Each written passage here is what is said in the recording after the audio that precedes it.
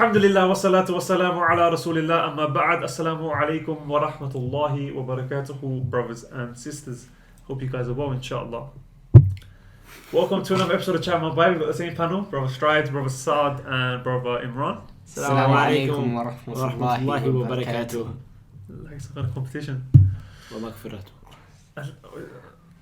And welcome to another episode. Today's episode is yet again going to be revolving and targeted at students, but from another angle yet again. Even people who work. Yeah, but mainly students. The question that was asked was revolves around students. How do you manage to join? Come on, man, it's a white thing as well, man. White, yeah. What tea is it today? Like, why do you fill up the cup and the other two are going to have drops in there? Don't worry, I filled this up today. This is not mine. What's in there today? Just carry on with the show. You'll find Oh, out. wait, you didn't tell them which tea it is. I will tell them when the time comes. Just introduce the show. Yeah, I've introduced it. Well, What's that? Green tea? just wait. This is exclusive tea. You probably never heard this kind of tea exist in your life. Should we start again? No, let's go. I'm not re-pouring it. So, last week with... It's the teapot. It's not me. I'll be the chai wala. You want to be the chai I'll wala? be the chai Oh, wala. but you're gonna now direct it over to that side as well. It's just on that. I'm not drinking no tea today. Yeah. You're not drinking no tea, that means you are drinking some tea. Double negative. Bing. So, on the last week's episode, we discussed the issue of exam tips from the Quran and Sunnah. The week before that, we proved, that uni loans were haram. You guys heard it from scholars. You heard it from Katie, the advisor at student. No, you heard it from the horse's mouth. Not calling Katie a horse. Astaghfirullah. Not calling Katie a horse. No, we're not calling Katie a horse. Katie, if she's watching this, we're not calling you a horse. May Allah, bring you to Islam, inshallah. If you're already a Muslim, sorry, Assalamu alaikum. Sorry, can you give salam to sisters? Just like, Why not? no, you can't. Okay, let's just tell them what tea we have here today. Should we start again? No, but you have to do that. We have tropical fire, fruit and spice tea. Say that again? Tropical fire, fruit and spice tea. You want to show it to the camera? You want to hold it up? in it, yeah. It smells a bit like Somali tea. No, it's not. Smarty tea is a bang bang. That's going to be like for the exclusive episode. Oh, it's not focused, is it? It just smells like. Don't worry, it doesn't matter. Anyway, it's tropical fire, fruit and spice tea.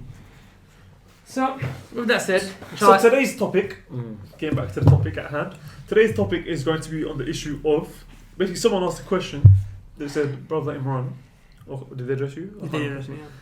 They said, I've got exams coming up very soon. She said her friends have exams coming up very soon. Okay, she said her friends have exams coming up very soon. And they're not looking to fast. And they're not looking to fast.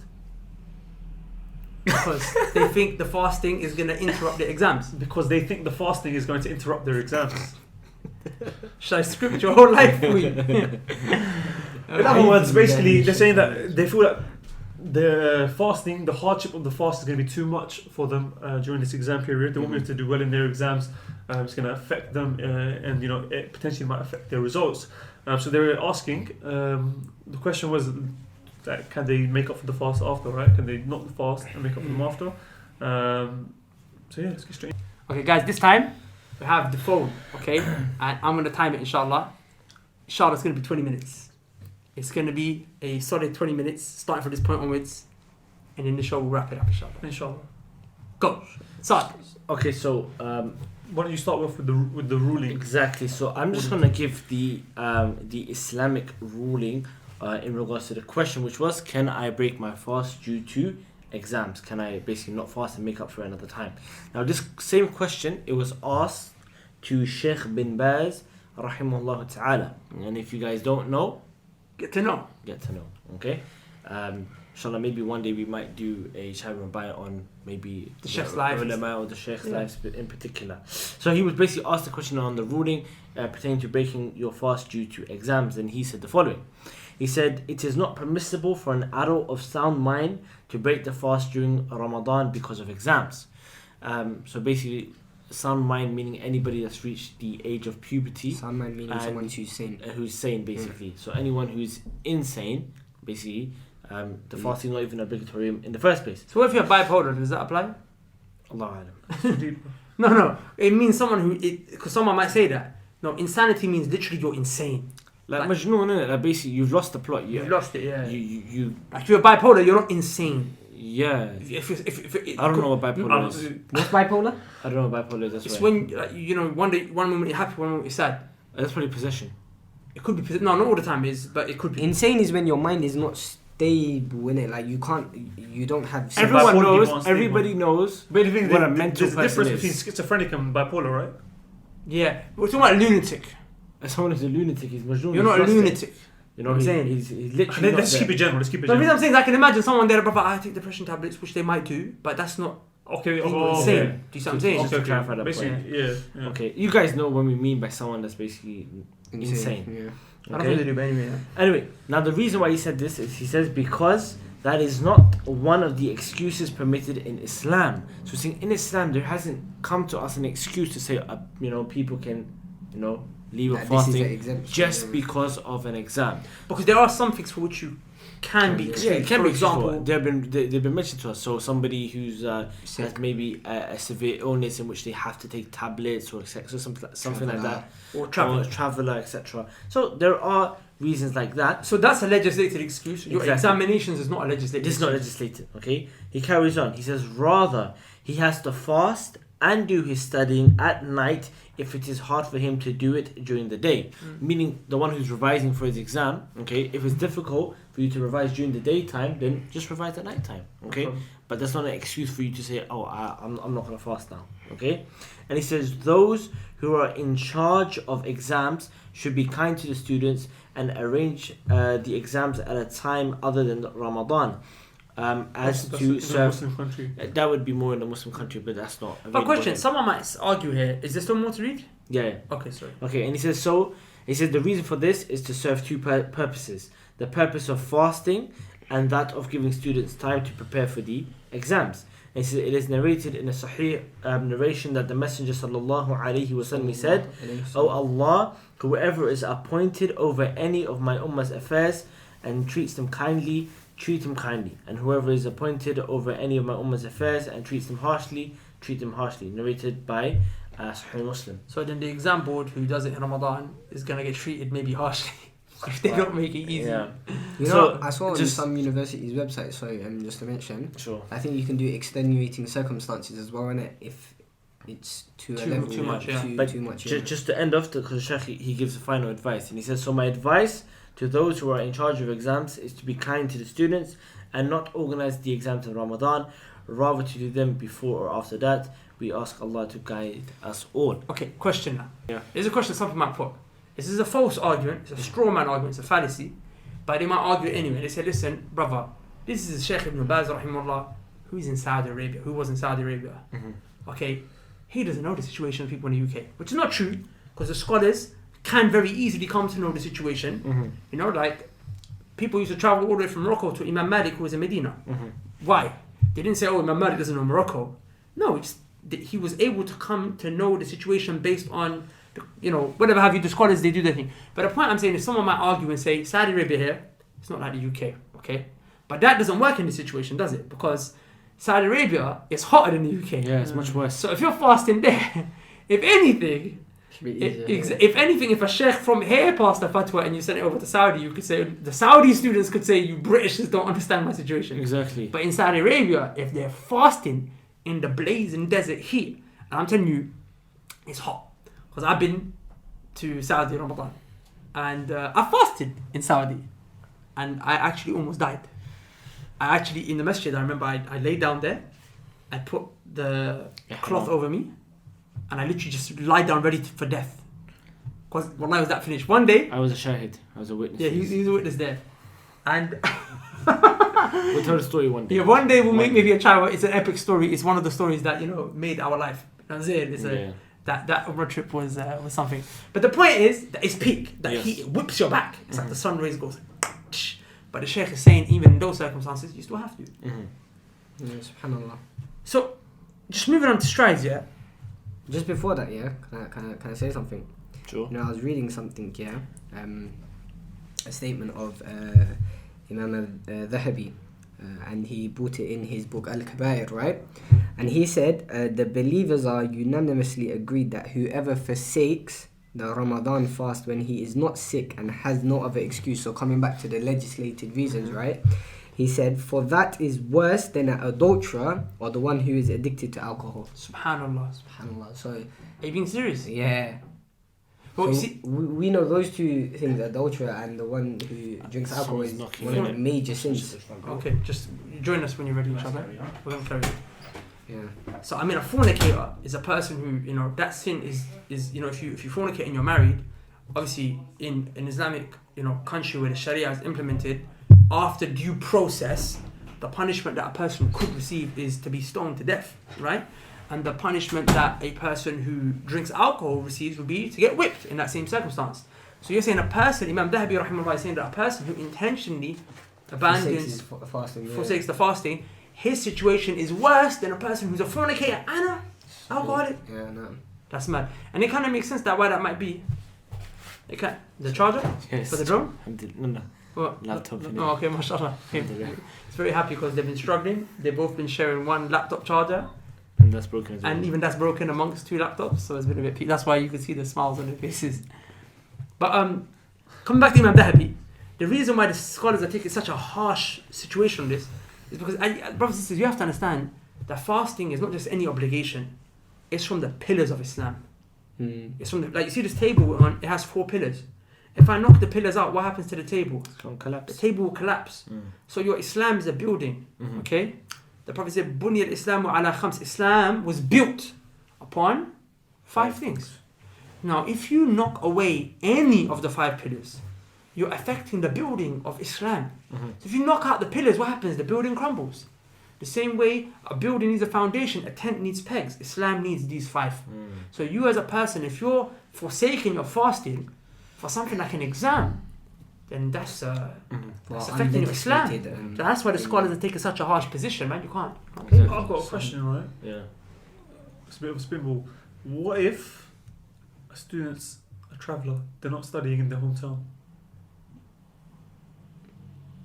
They're a musafir technically, right? That's one of the conditions whereby you don't have to fast. A traveller just But generally a doesn't traveller have to. generally doesn't have to, innit? Yeah. That's what I'm saying, just generally speaking, traveller. So if you're a traveller and you're not studying in your homeland, Yeah, their situation changes. They're not under, because I'm a student, But they that's why still. I'm fasting. It's for the You even reason open the discussion because it comes down to.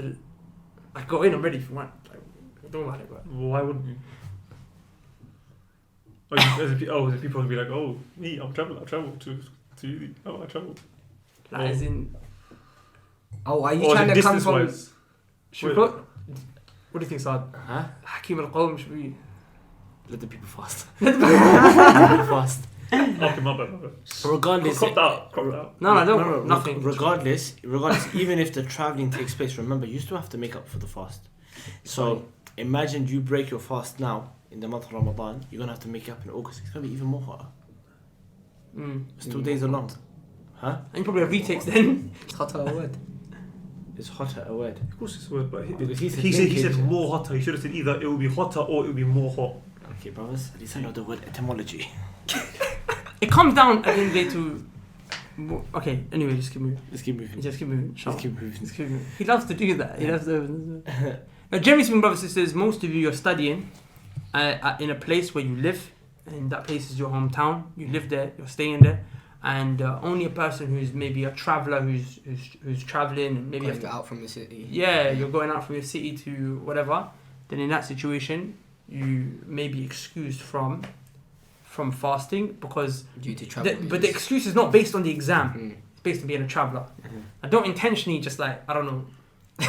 Start traveling. Start traveling. Just be like, hey, I'm gonna do my exams in Leicester. You know, go to that uni. If they got, if someone's got the same exam board, someone don't do that, inshallah. But I want to come to my brother Strides right here, yeah, because you actually participated in a research, right, in which people were basically the research was basically trying to work out how a person's mind works when they're fasting, and how a person's mind works when they're not fasting. And the whole point of the research was to check if fasting affects your memory and if fasting affects how quick your brain works. So tell us a bit about that. Alright, so there This was, is an actual professional, like proper research. yeah, there was 2 researches. The one I participated in, I'll come to after. Let me mention the first one. So a brother that I know, he done a research. Over 50 participants in this research, and he got the participants to fast one day and then not fast the other day, and he used this software, and it's like to test your cognitive abilities. Cognitive means mental, your brain. Yeah, And this software was developed in Cambridge University. Cambridge or Oxford, one of those two, Okay. right? So it's big things. Yeah, from their point of view. So the participants partook in activities which test, your memorization, how quick you can do something, your concentration as well. And the concentration one was nice, and I partook in another one that a brother in my university done for his dissertation, and it's fun because you actually see the difference. Like when I got my results back, I saw that when I was fasting, I done much better than when I wasn't fasting in terms of every single field memorization. So there was an activity, you'd get boxes. The boxes would come with red, and it would go from one box to the other, and you have to memorize it backwards. So it's like it was in a competitive environment because brain teasers kind of thing. Yeah, exactly. So you had that, and then you had concentration skills. Like there was one, for example, where you got the number 257, and every time 257 popped on the screen out of a list of numbers, you had to press the button. So it tested how quick you are and your concentration and that sort of stuff, just to let the people know how intense the sort of activity was. And alhamdulillah, me and another brother that was doing it, and rather the results in general, the people who were fasting got better results than the ones who wasn't. And the brother who completed it, the brother who done the dissertation, I still haven't received those results, but the brother who did complete it, the other brother, he said that the only people that done better in when there wasn't fasting was maybe because of bias reasons, due to maybe them having done the activity before and knowing what to expect. Otherwise, the ones who fasted were the ones that generally done better. So that's actually deep, because yesterday, I was recording. I was just in the month of Sha'ban, you've got to do as many fasts as you can, right? So I was just doing a fast yesterday, and in my, obviously because we've got the fasting course on Muslim Survival Guide, right? Which is obviously launching. Well, by the time you see this, it would have already launched. But the point is, I had a lot of content to record, and I was like, I'm fasting. How am I going to do it? But I actually found I recorded way more on the day I was fasting. Not drinking, I'm just talking, just recording content on days, like ever. I'd never in my life recorded as much as I did yesterday, and I was fasting. And it also based on what you just said now, it reminds me of the statements of the Salaf, like why they were so anti-food when it came to studying. Yeah. They were so proper anti-food when it came to studying. Like Imam Ibn Aqil rahimahullah used to say that, he would notice how long it takes to chew different types of food. If one food took longer to chew, he wouldn't eat it, because the time it would take to chew that food, he could actually spend reading. So that's why we say I prefer dry biscuits over bread, because I can chew the biscuits faster.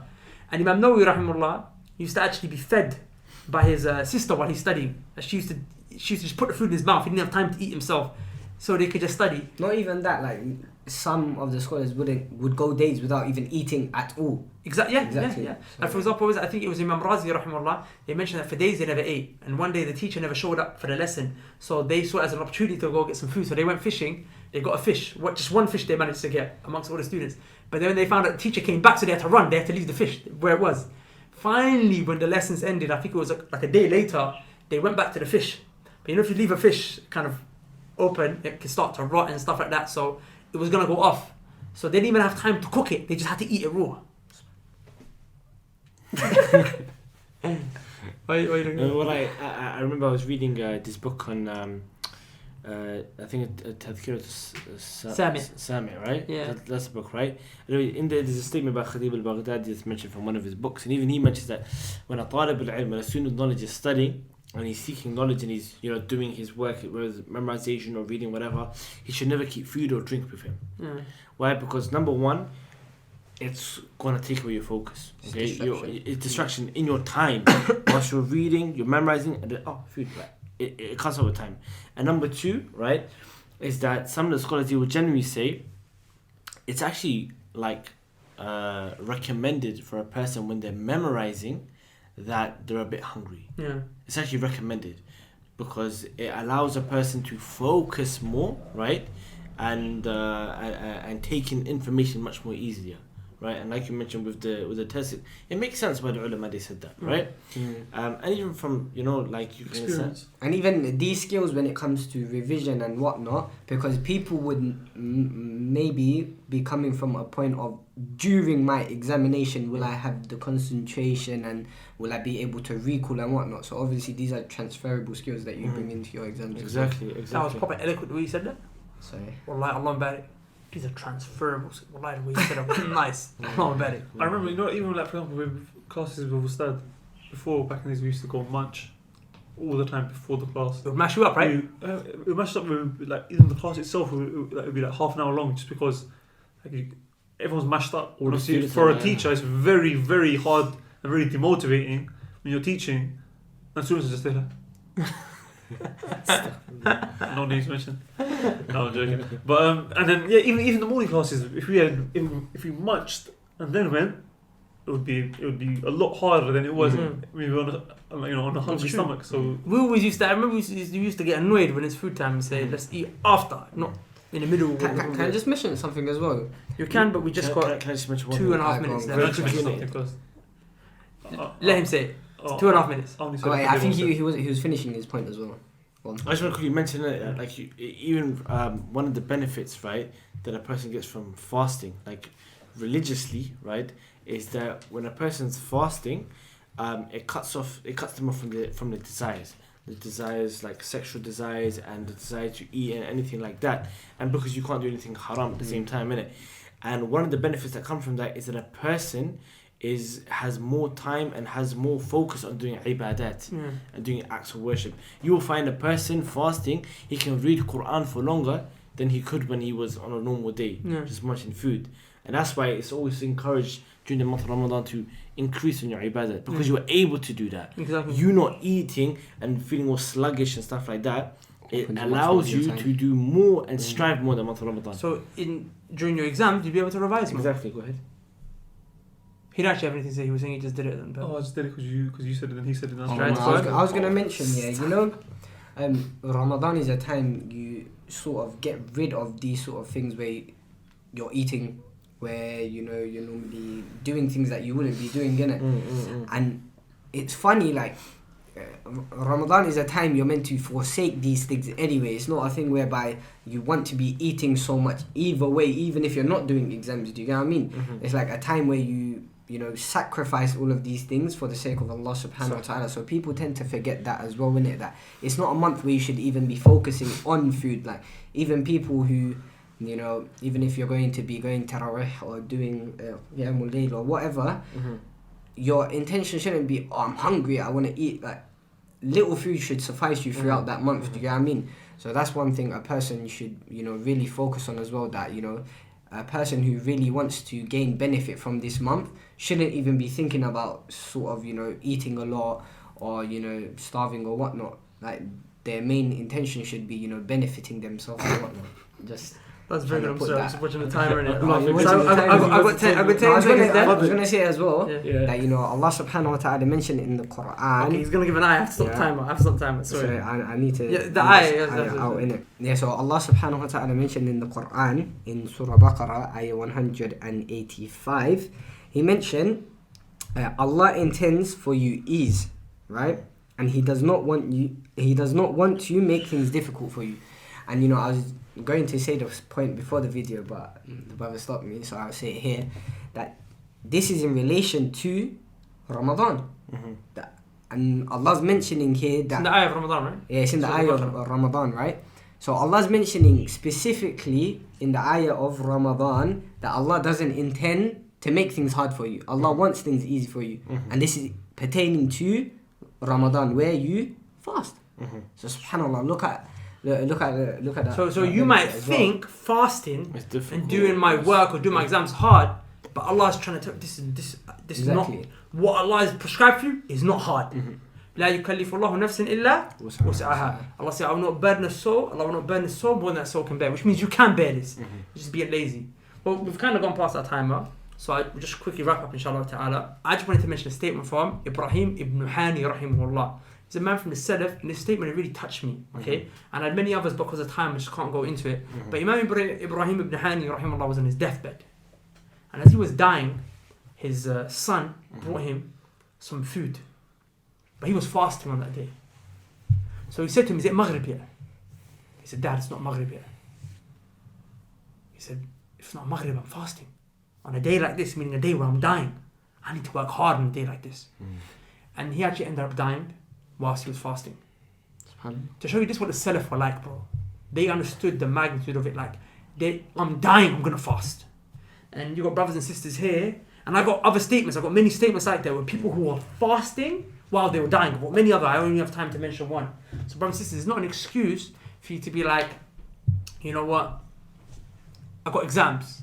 These men and women were dying, dying, but they're still fasting. Just remember, obviously, cool, you've got your exam, whether it's maths, whether it's psychology, whether it's English, but don't compromise the greater exam, which is life, which is the one thing that really does matter. It's like, for example, if you've got 2 test papers, yeah, and you have to compromise on one of them, one's worth 100 marks, one's worth 5 marks, which one would you compromise on? The one's worth 5 marks, right? In this situation, fasting is part of a greater exam, which is your time on this earth. You don't know how long that might be. The exam, the grade is directly linked to Exactly, and you could, you could die tomorrow. You could die straight after watching this. You could die while you're watching this, and you're gonna, risk all of that just so you could get a few extra marks on a paper. Which, to me, from what it sounds like, you probably won't even get extra marks. You probably get extra marks if you did fast. Which is, a very, very important point. But I think it's time to wrap it up. If I could just mention quickly, we have the Fasting and Furious. I was just about to mention that. Of course. No, you can mention it now. Or just, we have if we could just play the promo, inshallah, we've just got a little trailer for you guys to watch. Just watch the trailer, inshallah. So as you guys can see, that promo was recorded today. We're in the same clothes. That's why, someone might be wondering, why is Brother Bakr so quiet today? Why do you look so tired? Why do you keep yawning? I've been out since 6 a.m. and we were trying to record that promo the whole day. But if you guys go to, as it says on the promo, fastingandfurious.com, inshallah, we've got a free ebook for them, as well as 6 videos which will be emailed over to you, different benefits, different points with regards to Ramadan, inshallah. Is there anything else you want to add? That's it? Or some of you might have noticed, when Imran mentioned the story about the fish, we kind of looked at each other and there was an awkward laugh. You might be wondering why that was. Just to clear the air, and basically we recorded this episode, but it was a bit too funny, a bit too jokey. A few jokes were made, so we decided to restart it. But I thought it came to my mind that maybe we should just put that on MSG and it was further good. I don't know. The funny thing. Yeah, maybe. So if people might want to see. Fear Allah as much as you can. Alhamdulillah. I think we should end it there. It's a nice way to end it, yeah. Inshallah. Okay. Assalamu alaikum wa rahmatullahi wa barakatuh. Assalamu alaikum wa rahmatullahi wa barakatuh.